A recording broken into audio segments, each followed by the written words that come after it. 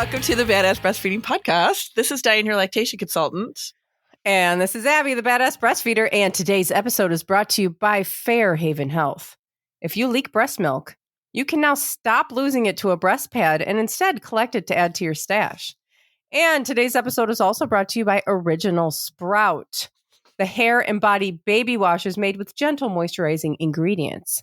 And we will hear more from our sponsors later, but you can head to badassbreastfeedingpodcast.com and check out our sponsor page of all of our sponsors and see if you can give them any of your business if you need anything, because they make this podcast possible. And while you're there, you can scroll down to the bottom and enter your email address, and we will send episodes straight to your inbox every week. And now Dianne has our review of the week. And this comes from a listener, obviously, who shot me a message. It's been a long day. This came from my neighbor. She's never heard the podcast. Oh, my God. I know. Oh, God. Get me through the day. This is actually like not a retraction. That's not the right word. She was enlightening me of something, which I thought this was so interesting. And Abby will probably appreciate it too. So she said, hi, lovely ladies. I wanted to comment on one of your episodes, I believe, Mythbusters, where you mentioned a mom had been advised they should close her baby's mouth to prevent mouth breathing. Now, oh, yeah. A little caveat here. If you haven't heard that episode yet, I'll link it in the show notes. But it was only a few weeks ago, but we had talked about how one of the moms that I saw, it was like her first visit with me at the pediatric office since she was discharged, and she had a very traumatic delivery and a lot of problems with breastfeeding. And a nurse had said to her, like, the baby had fed and was just like laying there, like kind of with her mouth open, kind of that milk drunk type of look that we see. And the nurse said, you have to close her mouth or she's going to become a mouth breather. And the mother was like freaked out. Like, she was freaked out enough to ask me about it when she was seeing me. And this had happened like a day or two prior to that. So it was still obviously sitting in her head. So she said, this person, her name is Judy, wanted to talk about that. And she said, both you ladies sounded alarmed by the advice of closing the baby's mouth while they sleep, but it has been practiced by Native Americans to slightly close their baby's mouth while they sleep to prevent mouth breathing. It's very interesting, and I recommend you look it up. This practice was referenced in the book Breathe by James Nestor. Mouth breathing is not well noted to cause many health problems, and this book brings it to light. And I responded with, hi, Judy, thanks so much. Hi, Judy, thanks so much. It wasn't really the issue of the mouth breathing. It was more how the nurse told her that she had to sit and watch her baby sleep to be sure she didn't have her mouth open. This was a very new mom. Baby was about 3 days old and a very traumatic delivery. Mom was so overwhelmed. She felt like she needed to literally watch her sleep.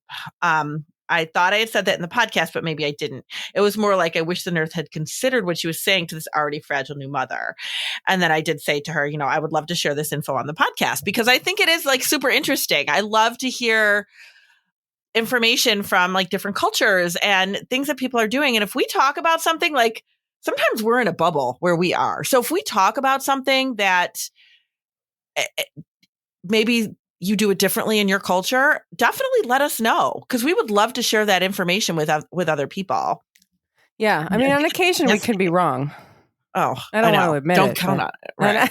Right. No, but listen, so that's really interesting, actually. That's really interesting. And I wish that I had thought of this while we were talking about that during that one episode that she was referencing, because I don't know if it's the book that she is referring to. It could be. I have to ask Josh, because Josh was reading a book. Okay, so he snores. He snores like a. So did my husband until he got the thing. I know. And yeah. So he snores so much. And so he started reading a book. And I don't know if it was that book. I want to know now if it was the same book she's referring to. But he started to, and he's kind of a mouth breather. And he, which I think you have to be to snore. You have to have your mouth open. Yeah. So he started sleeping. The book suggested, first of all, it suggested something that you could do is sleep with tape on your mouth. Oh.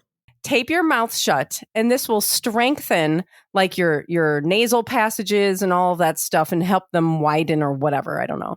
And I swear to God, he did it and it worked. Like, he was not snoring. I mean, halfway through the night or towards the morning, he would take it off because I think it was just he was getting sick of it. But while he would have it on, he would not snore.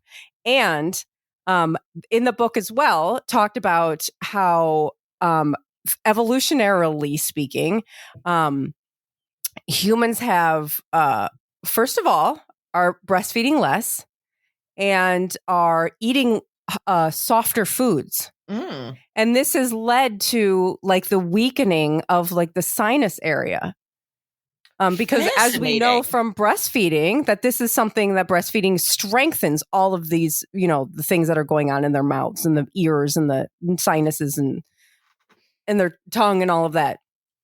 And not breastfeeding and not eating these kind of harder foods that we found in nature, in our past ancestors, whatever, has led to like weakening and more snoring, probably more snoring. Like I don't think like a lot of our ancestors were sitting around snoring. Oh, that's fascinating. Yeah. And so I think that's very much what she is kind of talking about. And it makes sense that, I don't know, that that a culture out there, especially in an indigenous culture, would be in tune to that. Yeah, that is amazing. And I mean, my oldest is a mouth breather when he sleeps, and I never thought about it before. Your what is a mouth breather? My oldest son. Your oldest. Oh. Yeah. So but he is starting to have he'll have throat problems, like tonsillitis. Mm-hmm. And I started doing some research on it because he got it a couple times through the winter. And of course he goes to school out of state. So now I'm trying to deal with it from out of state. But I looked it up and it did say that it could be caused by mouth breathing. And I never really looked into that kind of stuff before because I never had a need to, really. So I thought this was really interesting, which is why I was can I share this? So thank you so much, Judy, for bringing this to light for us. It was real. And honestly, it wasn't more of like, oh my gosh, that's crazy to close a baby. It was more of like, that's not what this mother was worried about at this point in time. She had a lot more stuff going on. Let's not panic about mouth breathing, but and especially if this is also why it's so helpful to help people breastfeed, because breastfeeding is a normal thing that your baby is designed to be doing. It's part of their development, and then it's going to help with all of these things down the line. Yeah. So thank you so much. Don't panic if your baby has the mouth open still. You don't have to add another thing to panic about. Right. I don't know that I would tape your baby's mouth shut. So don't tape your baby's mouth shut. But you can tape your husband's mouth shut. Yeah, you can tape your husband or your partner. If anybody's partner snores, I highly recommend. Oh my God! And then this is how. Josh, I mean, God love him. He's a sweet guy, but Jesus, he goes. He was using packing, the clear packing tape. And we ran out of it, and he was like, so I was thinking about using this. Dude's holding the Gorilla Tape. I said, Josh, you cannot put that on your skin. Oh my God. He was like, oh. And then now the kids are always like, remember when Daddy was going to put Gorilla Tape on his face? God, he'll never live it down. And he shouldn't. No, my God. That's hilarious. Gorilla Tape. Oh my gosh. He would have had no face. Anyway, oh my God. He'd be all lipless. No lips.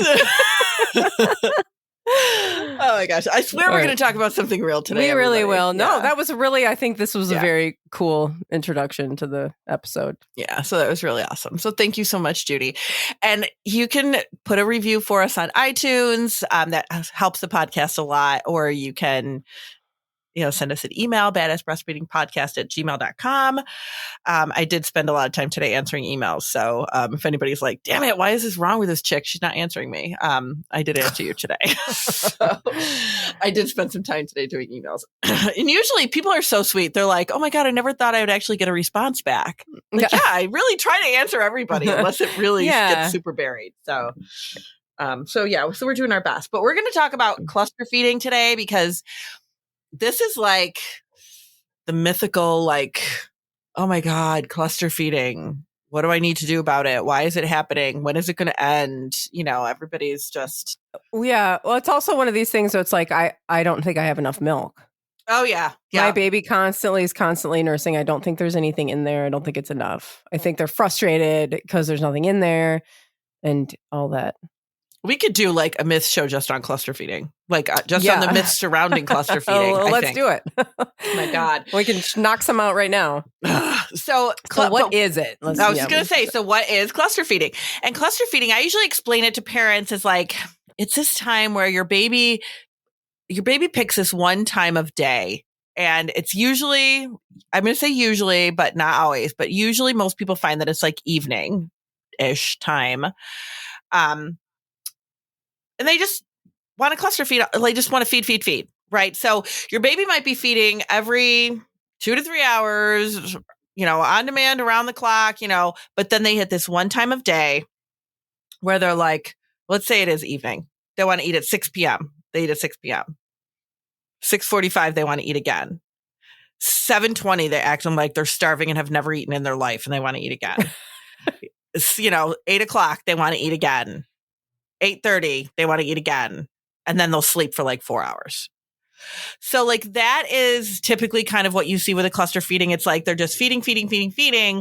And they're miserable in that time frame. Like they're miserable. They're like screaming their heads off. They are crying. Sometimes people are like, I can't even get the baby to latch during this time. Yeah. And honestly, so when this happens, we can even tell you when this is going to happen. You're going to likely see this like the second night of life. So it used to be people were still in the hospital on the second night of life, but not as much anymore. So usually the second night of life, usually the first night home is not uncommon to see it. And then they might be kind of settled in for the next, week or so. And then you might see it starting up again right around the 2-week mark. And then you see it started up around the 2-week mark, and you're probably going to see it every night or so, or every day anyway, for several weeks. So there are several reasons why this happens. The last reason on the list is hunger. Like that isn't even like the top of the the top of the list, right? That's not why it's happening. That's not why it's happening at all. But that's why everybody thinks it's happening. Everybody thinks these babies are starving. And what I see like in the hospital, people will come out and say that they supplemented in the hospital. This is one of the biggest supplemented in the hospital because the baby was just feeding all the time and my milk wasn't in yet and I didn't have enough colostrum and the nurse said that the baby was starving, so we gave him formula. Yeah. All the time that happens in the hospital. All the time. That happened to you, right? Like that's kind of what yours was. Yep. Yeah. All the time. And it's not. They're cluster feeding. And the reason why they do this, a lot of it, there's several reasons. One of them is that they want to feel connected and safe and secure. And that second night of life, especially, like that second night of life, they're just kind of like, where am I? Like they're not in the womb anymore. They don't know where the heck they are. It's bright in that room. It's loud. They got people poking them with stuff. There's a lot of stuff going on around them. They want to be connected to you, to feel safe and secure. And that is their place.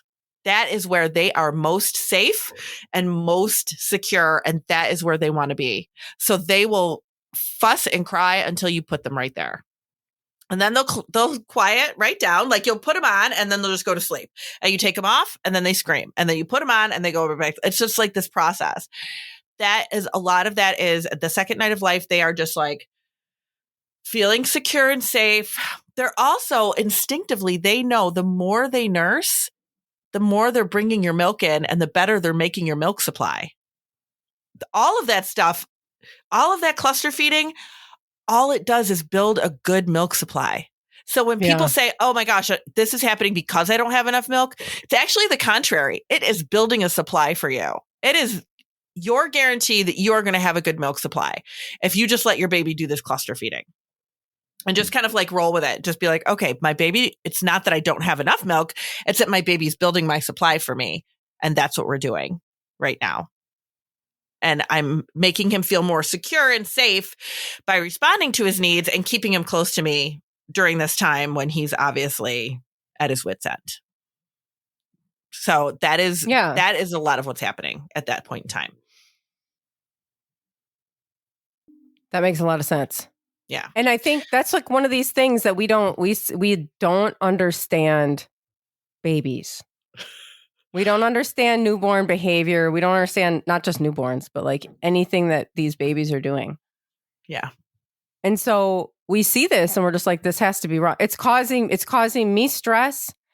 It seems different. It's not what I expected. And so something must be wrong. And then when you have somebody there saying to you, oh, we really think the baby's hungry. Yeah. Let's give them. And this happens all the time. Like I get these calls and I know you get these messages too. We get these messages all the time. My baby's super fussy in the evening. My milk supply is lower at that point. I'm not making enough milk for them. My partner thinks we should just give bottles during this time because the baby's not getting enough to eat. And it's like, you have enough milk. It has nothing to do with that. It has nothing to do with hunger. It has more to do with security. It has more to do with overstimulation. It has more to do with your baby figuring out what they need. And what they need is to be with you. Like that's just kind of what is happening there. The babies have an immature nervous system that cannot handle the majority of stuff that's going on around them. So we see them just like melt down, like they just kind of like melt down at the end of the day, which is usually why we see this happening towards the end of the day in the evening time, because they're just like, man, I was at the doctor's today. I, got a shot. And then I went to Target and then the dog was barking. And then we picked up my little brother or my big brother at preschool, and then he was screaming. And then by that time, it's the end of the day. That is an exhausting day for me. I know. I was about to say, like, imagine I have a mature nervous system and I'm not. Right. Yeah. And that is like, that's an overwhelming day. I mean, like, I think it's also like when you don't think about it because, as you get older, your nervous system matures and also you just learn how to push things down. Mm-hmm. You're just like, I'm overwhelmed, whatever. I can't deal with that right now. And you push it down. And we don't realize how overstimulating Target is for kids and for babies. And then kids are acting up, older kids acting up, and getting yelled at in Target. And like, I'm not judging. I've totally been there. But like, we don't realize like this is like all way too much for them to handle. They're like, their cup is overflowing. There was one time I was at this mom's house and she was so cute. It was like her third or fourth baby. I want to say fourth baby, but she was like, and she had her other kids were running around because they were super little. They were running around. They had, a dog that was running around. They're playing with these toys. There's noise going on with these toys. There's all this stuff happening. And the mom's like, I don't understand why the baby's so fussy. And I'm like, I'm overstimulated here. Like I usually tell people if it's a family where like you have multiple kids, you're probably going to see this like way more. You might not remember it with your first. You might be like, oh, I don't really remember doing this with my first one, blah, blah, blah. But you might it might really play out to you because there's just a lot more happening in the household with these kids, with all the kids in the family. And that's not to say that you have to like, hush up everybody during this time frame and make everybody just like sit in the dark and, be quiet. Your baby needs to acclimate to what life is going to be like, and they will, but they totally will. It's just a lot of overstimulation for these little babies that can't handle a lot. And this is how we see it come out. We see it come out in them wanting to be close to. We know that breastfeeding is way more than just a way to feed for them.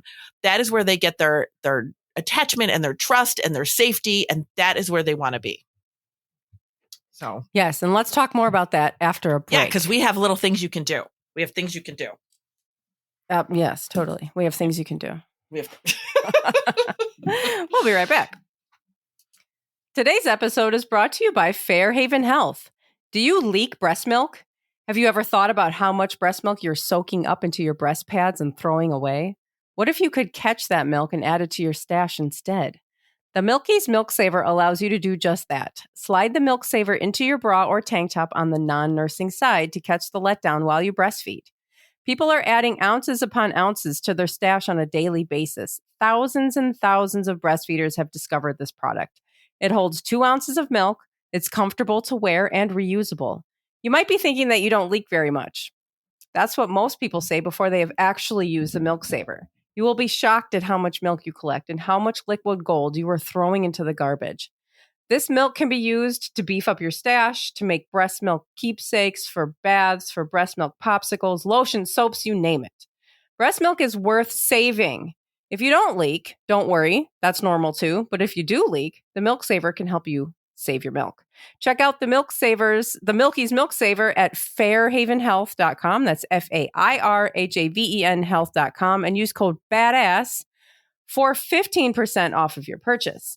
And today's episode is also brought to you by Original Sprout. Original Sprout carries safe, effective, and pediatrician-tested shampoos, conditioners, styling, and body care products. Their hair and body baby wash is made with gentle moisturizing ingredients such as organic calendula and refreshing rosemary extract. Rosemary helps stimulate scalp circulation and calm cradle cap and eczema. This hair and body baby wash is ideal for babies, children, and adults alike. All of Original Sprouts products are paraben and phthalate-free, vegan, and cruelty-free. Their proprietary formulas contain nourishing extracts from fruits, vegetables, and flowers that the whole family can enjoy. They are not just for babies anymore. Check out the entire line at originalsprout.com and use code BADASS for 25% off of your purchase. And today's sponsors and the promo codes can be found in our show notes under this episode at badassbreastfeedingpodcast.com. Our show notes will also include further information about things we talk about in this episode. And at badassbreastfeedingpodcast.com, you will find our breastfeeding resources, all of our other episodes, and information about scheduling your very own one-on-one online lactation consultation with Dianne. And so a couple of things I want to add really quickly about the cluster feeding before we talk about what you can do about, not that you can do anything about it, but kind of ways to cope. How about that? That sounds a little bit better. One of the things I usually tell parents when I'm kind of trying to work it out with them, because it usually comes through as I'm not making enough milk. What can I do? Like that's usually how it's perceived. When we know that cluster feeding is a very normal process. And then they really like it, because it has to do it's developmental. Like I said, their nervous system is immature. So it is a developmental thing. And they just kind of like grow out of it, like within a month or two, they're just kind of like done with it. And you just don't see them doing it anymore, unless maybe it's like maybe a growth spurt or something like that. You might see it a little bit. But I always say to parents, like, is this happening at a certain time of day? And they'll say, yeah, like it really happens around the evening, which is why people think they don't have enough milk in the evening, which you do have enough milk in the evening. Don't let anybody tell you that you don't have milk in the evening time. Your breasts don't just like stop producing milk in the evening because they're on this, like, I don't know, some kind of weird clock system. So, if your baby, then I usually ask, is your baby, what about the rest of the day? Is your baby feeding normally the rest of the day? Yes. My baby's feeding every, 2.5 hours throughout the daytime, napping, normal, fine, not fussy, whatever. Then we hit that one time of day where they just want to eat all the time because I don't have enough milk. If it was a milk supply problem, you would see this all day long. Like that would not be something that only happened in the evening time. So you really have to look and go, okay, what's happening the rest of the day? Is the baby feeding fine the rest of the day? Is the baby content the rest of the day? Do they have good wet and dirty diapers? Is all of that stuff normal as usual? And then it's just this one time of day that we hit that the baby is really miserable. And if the answer is yes to that, that's just your cluster feeding time. That's all that is. And your baby will get past it. But that is all it is right now. That's what's happening with them. So a couple of things that you can do to kind of help with this. Now, you can't really get rid of the cluster feeding. It's just something that they tend to do during this time frame. And a lot of times it's just, especially if you have other kids, it's just super inconvenient because you're trying to do stuff with other kids. Like it's just really inconvenient. So one of the best things to do is baby wearing. Like you don't have to be out of your house to baby wear. You can slap that baby on you in something and wear him around the house. And if it's a situation where your baby just needs to be close to you, you keep putting him to the breast, he's just falling back to sleep again, and then you take him off and you try to put him down in his little swing or something, and he's freaking out, put him in a baby carrier. Put them in the baby carrier so that they're close to you. They feel you. They smell you. They have your skin against their skin, and that will really help to be more content during that cluster feeding time. And you can even just breastfeed in the sling too, or I'm saying sling, but it could be, whatever baby carrier you have. You can breastfeed in a baby carrier, and that way you can be a little bit more hands-free and do the things you need to do during this time. I don't know if you want to add anything. Yeah, that's a great, because that's, and sometimes they won't even need to nurse if they're. No, they just want to be they're there, held by like you can do skin to skin. They're they might be more just content during that time if you want to do other things. And, try to, I think that understanding that it's normal and that it passes is half of the battle. Yeah. Because if you don't understand what's happening, you think that it's not normal, you think that something could possibly be wrong, then there's no getting around that in your head. We understand, we have this basic understanding that babies pooping and peeing is normal. So even though it's inconvenient and it's happening all the time, we do it and we deal with it because we know that it's normal. We know that this is going to happen. We're expecting it. Now, if you're not expecting, that's a good analogy. Right, there's that's one thing that we do understand about. It's the only thing we understand about babies. Yeah, is that they're going to poop and pee everywhere. Yeah, but you don't. If you have never, most people have never been around breastfeeding. Never, you see it on TV in the movies, and it's not at all like how it's happening in your house. And then you have this baby who's just super fussy. And wants to constantly nurse and is just fussy and nursing and fussing and nursing and popping on and off and whatever. We don't understand that to be normal. We don't understand what's going on with the baby. So we just think this isn't normal. And so you spend the whole time frustrated and panicking. Mm-hmm. So now if you understand that it's normal, then you can just go, okay, I know that this is evening time. It's probably going to be a little rough. I'm not going to maybe I'm not going to schedule the thing that I need to do in the evening. I'm going to, baby wear. I'm going to have, maybe make dinner a little bit earlier or don't make dinner. I mean, I don't know. Make something easy, if you can have something organized earlier or whatever, and then just know that time, this is what's going to happen in that time. And that's what I have to say about baby wearing. Yeah, it's absolutely. I mean, and plus the other thing too that goes along with that is we know sometimes, and we've talked about this on the podcast many times, that sometimes babies only want to be with the birthing parent. Yeah. We know that to be a real thing, and we know that the other parent always gets offended and upset about that, and there's just no way around. That's the only thing this baby knows. The baby was literally attached to the birthing parent inside their body. This is all this baby knows. So this is who this baby is comfortable with. So sometimes it does, sometimes you want to even just try to pass the baby off to somebody else during this time. So you can, tend to other kids or do whatever needs to happen. And you might not even be able to do that much. So that's another reason why baby wearing is a really good option during that time. Another thing is support, which I know that we talk about how limited support is all the time. If you are able, and not everybody is, a lot of people are not able to have support, have people come over and help, or, have anybody there with them. If you are able to have support people, put them to use seriously during this time. And I know that sometimes we don't want to ask people to do stuff for us, but if you have somebody that says, maybe it's a family member, sister-in-law, sister, whatever, they say, hey, can I come visit you tomorrow? But you can be like, you know what? It would be really helpful if you came at this time and you could kind of help me get some stuff done because the baby's super fussy during that time.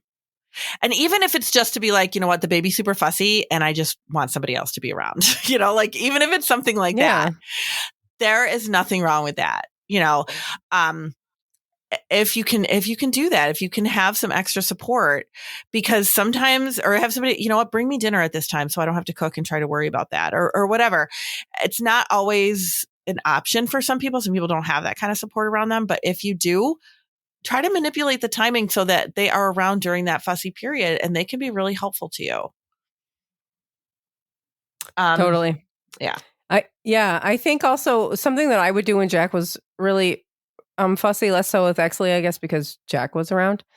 But like, you know, I would turn off the lights and go in the dark hallway and turn like music on and just kind of like either like sway or dance or pace in the hallway, you know, and just kind of minimize the stimulation around that, and, you know, have something just like soothing happening during this time.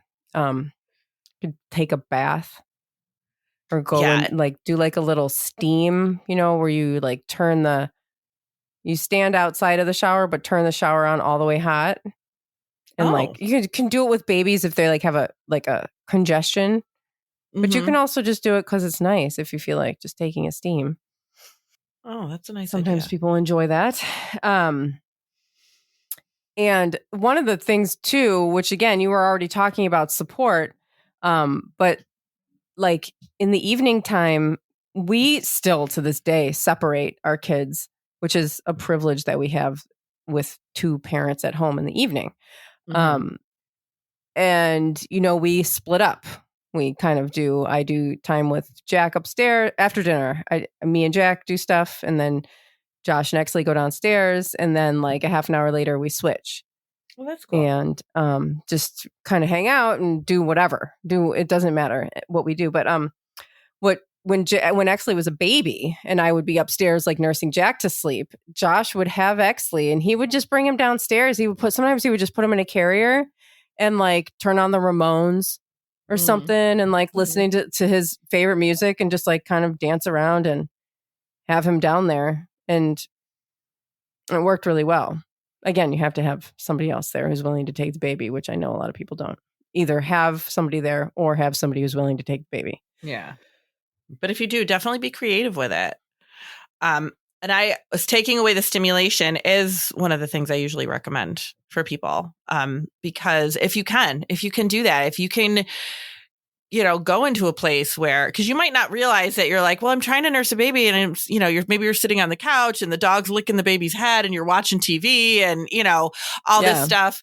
And you might not realize that all of that is overstimulation for the baby, and the lights are on, and, you know, so it's like maybe going into a quiet room, going into a place where it's dark, putting on some white noise, swaddling the baby so that they feel secure. Those birth balls, yoga balls, those are great to just sit on and bounce a little bit. Babies tend to calm really, really well with that, because it is kind of like that gentle, you know, rocking, bouncing motion that soothes them. So trying to like lessen the stimulation can be really helpful for these babies during this time frame, because it is just, there's just so much going around them, and they just need to like decompress that. Thinking about like really what is happening around you, as far as, sometimes people will come in and they'll tell me, you know, the baby was super fussy last night. I don't know what happened. You're like, okay, well, what'd you do yesterday? And I'll be like, oh, well, you know, we had company for dinner, and, you know, our friends wanted to meet the baby, so they brought over, you know, dinner, and maybe they had their kids with them. And, you know, like, you just don't realize, because people be like, oh no, the baby was fine. The baby slept the whole time. It's like, that's still really overstimulating for them. Yeah. So sometimes even saying like limiting visitors, not forever, but maybe in those first few weeks, limiting visitors. Not the helping ones, but the partying ones. Not the helping ones, yeah. The ones that are like, oh, let's have dinner and wine and let the kids play. No. Go away. So kind of limiting stuff, especially if you have other stuff happening too. If it was like, oh yeah, it was a day that you decided to like maybe get out and run some errands, or maybe it was a day that you maybe went to a doctor's appointment. Now you've got people coming that evening. Like, sometimes parents will ask me to like do a home visit for them, or, you know, they want to come and see me for lactation support, and they'll be piggybacking it off of like another appointment that day. And I'm like, that's kind of a lot. Like, maybe we should, you know, wait another day. Just because babies can only tolerate so much. So trying to kind of like keep in mind that like doing too much stuff could be just way too much for your baby. We just think that because they sleep through it, that it's not overstimulating to them, but it really is. So just trying to like, oh, okay, maybe this is enough for today. We did enough today. Wait another day before having, more people coming over. It could be really helpful to kind of, help to kind of limit some of that fussiness and overstimulation. And one of the other reasons why this is looked at as such an issue, I think sometimes too, is because sometimes it feels like it happens out of nowhere. Like you'll have this baby like for a week or two that is totally just like, sleeping and eating, and you change the diapers and they're fine. And then all of a sudden that 2-week mark or so hits and it's like, they're just miserable at certain times of day. And people are like, what's going on? This isn't the baby that, like it just is not the same baby that was. Well, yeah, I think that's also why it makes it seem like there's something wrong. Absolutely. Like, that's what you mean. Yeah. Like, it's just like, oh my God, well, this wasn't happening before and now it's happening. So something changed. Something's wrong. My milk dried up overnight. Something like that. Yeah.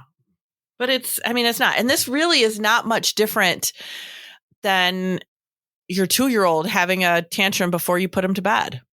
Yeah. It's really not. It really is, and if you don't have a 2-year-old yet, you're not there yet. So that doesn't help you. But if you are somebody that has other children, like, that this is a thing, that this is a very normal process. Kids just melt down at the end of the day. It's too much for them. We know that. That's one of the things we do know about, at least about, toddlers and stuff. But that goes to babies as well. Just because they're sleeping through the chaos at times doesn't mean that they're not going to be impacted by that later on as the day goes on. Yeah. And also there's there's not a way, like we said before, to completely get rid of this. This is normal. Yeah. It's developmental. It's developmental. Yeah. It'll totally go away on its own. Yeah. And you don't have to be afraid of it. It's just a normal thing that they do. It's annoying, but they do so many annoying things. They do. But yeah, it's totally normal. Just another one. I know. Totally annoying. Totally normal. And you can't really get out of it. I do find that I feel like babies that just kind of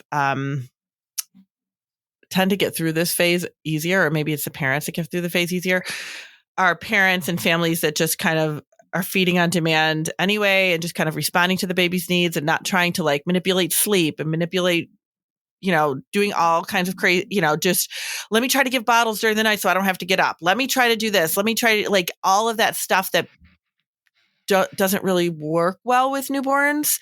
I find if we just kind of roll with it and respond to the baby's needs early, things just kind of play out a little bit easier. But that's just me. Let's notice that. So yeah, I agree. Well, thank you, Diane, for that information. And there is, I did write a blog on it a little while back, so I'll link that in the show notes. I don't know if we ever talked about this before, but if I find another episode on it, I'll link it too, in case, you want to compare information and see if we know what we're talking about. See if we gave different information. I know.